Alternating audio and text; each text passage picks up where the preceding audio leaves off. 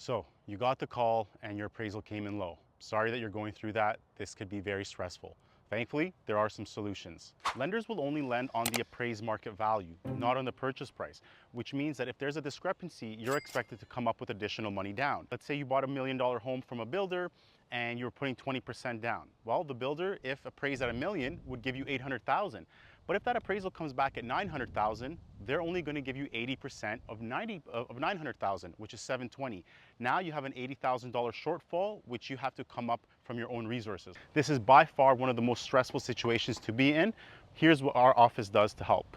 When we have an appraisal that comes in lower, the first thing that we do is start a value appeal. Appraisals are very much data driven. It's not the appraiser doesn't like you, they are data driven. There are only so many things that an appraiser can do. They really rely on comparable sales to support the value of the home. They look for sales in that neighborhood with a similar finishing and a similar size to come up with the value. Sometimes they're not 100% correct. Appraisers aren't perfect. So what we do is we work with real estate professionals to provide us other comparables that the appraiser might be able to use or that they simply missed. That can sometimes result in a higher value after a value appeal. The second thing you can look at is decreasing your down payment. Yes, decreasing it. So when you're putting less than 20% down, the mortgage is insured. And because of that, an appraisal is usually not required. So if you qualify for this mortgage with less than 20% down, you might want to go that route. Yes, you will have to pay a mortgage insurance premium, but you'll actually have a lower interest rate because the mortgage is insured. So it actually might work out better for you.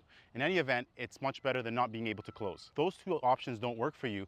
The last thing you can do is speak to the other party, whether it's a builder or another seller. See if they'll be willing to come down in purchase price because you're having issues with the appraisal. Keep in mind, they're going to have this issue with no matter who they sell it to. So it's in their best interest to work with you and also try to close on the deal. They want to close it as much as you do. So sometimes adding that human component to a transaction will make a world of difference. My name is Isko Safich of the Safich Mortgage Team located here in beautiful Ottawa, Ontario. If you're having an issue with your appraisal or your file or just want to talk, please give me a call.